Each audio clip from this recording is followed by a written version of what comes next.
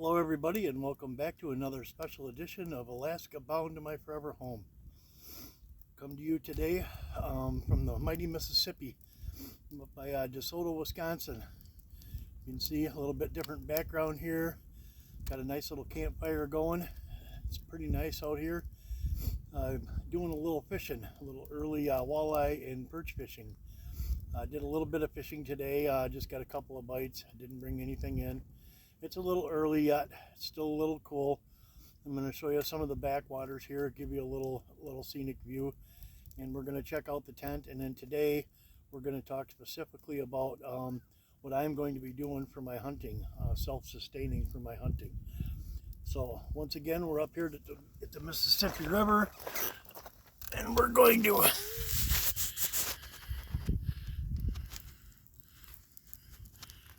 get a better view. Got a nice campfire going. Here's my backdrop here. There's the main channel of the Mississippi. Down here, when I'm not quite so early, this is still a little bit iced over, and as you can see, it's starting to have ice out here. There's large areas where the water is showing through, so that's encouraging. I probably won't be fishing there while I'm up here this time, but I go up closer to DeSoto, to the main channel, and here is my Ozark Trail tent. Kind of give you a little bit better perspective. Walk-in tent. Pretty good size. I'm guessing at the peak right around 6'2", 6'3". Sleeping area. Different accessories.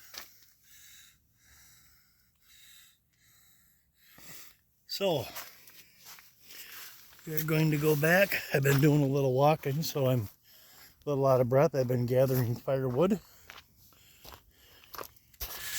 So we're going to set back up here.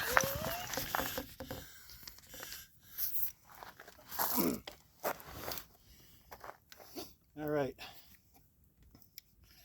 Like I said last time, we're going to talk a little bit about exactly, what I will be doing for hunting, for self-sustaining in the particular area I'm at.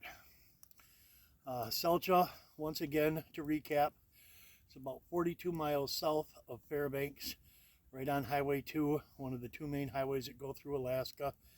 So if you go onto a map and you start at Fairbanks, you find Highway 2, you bring that south 40 some miles, and then you'll see Harry Luck Trail off to I think it's the south. And then my little piece of land is on North Grub Trail. So I'm going to do a little more specific mapping and show you some of that as we go here.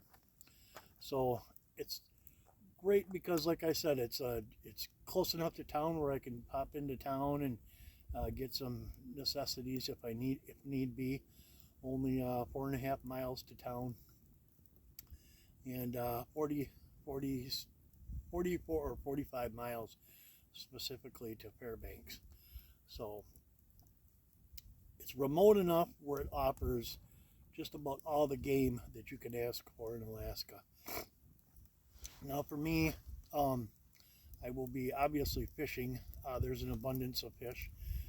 They have, grayling, they have northern, and they have all sorts of fish available, river and lake fishing, and that's available year round. I will be able to do some ice fishing in the wintertime, and salmon, of course.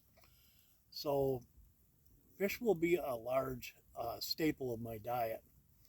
Now, as far as the meat for the hunting, there will be some hunting involved, some bow hunting, some gun hunting, and snaring as well.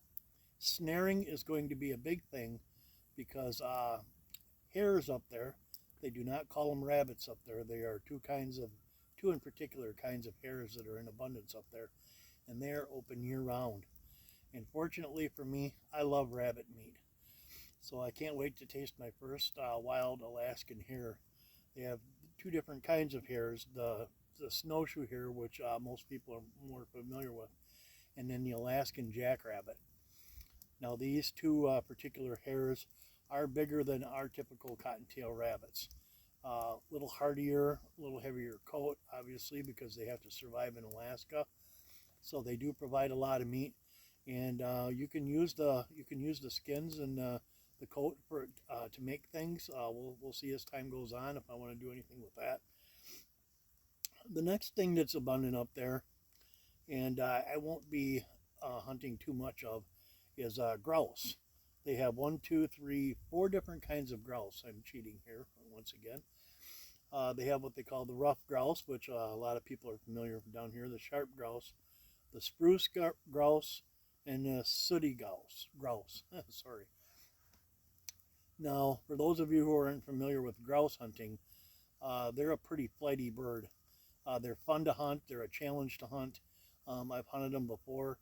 That probably won't be doing too much hunting of the grouse, specifically because they're a little harder to get, and it makes more sense to concentrate on the animals that are readily available.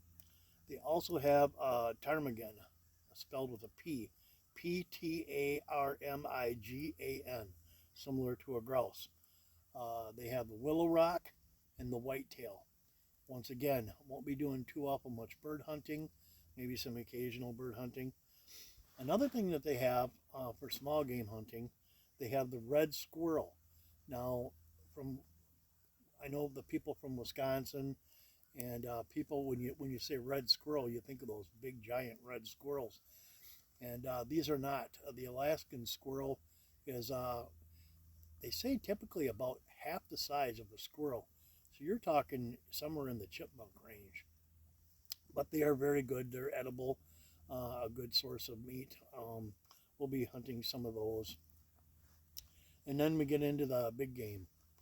One of the things that I will be hunting in year number 2 will be the black-tailed deer. That's going to be, I will have black-tailed deer readily available right close to my land. One of the things that I'm going to run into year 1 is non-resident status for license purchases and stuff like that. If I remember correctly, I have to go back and check it again. I will be fishing in year 1. I think it's like $100 for a non-resident license, so it's kind of expensive. Your bigger game non-resident licenses are fairly expensive, so I won't be doing, I don't think, any big game hunting year 1. I can trade and barter and stuff for different things like black-tailed deer, moose, and bear. I have not had moose or bear meat before, and oddly enough, I've been to wild game feeds and it just hasn't been on the table. I've had quite a variety of different wild game, but never moose or bear, and I have no doubt that I will like both. The moose, once again, that's a staple up there. You know, being one guy, if I'm going to take a moose in year 2, obviously I will have other ways to dispose of it, whether it be to other families, you know, to a soup kitchen or whatever. We're also going to be limited for refrigeration and freezing, and we'll talk a little bit more of that down the road. And bear, that's the big one that always comes up. In Alaska, you have, you know, your black bear and your grizzly and brown bear. There will be some black bear, like I said before, very close, you know, probably right in my backyard. Once again, I won't be hunting black bear year 1.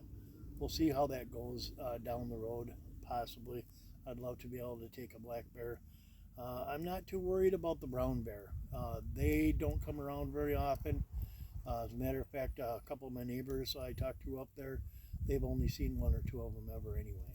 So that won't be on the list for hunting.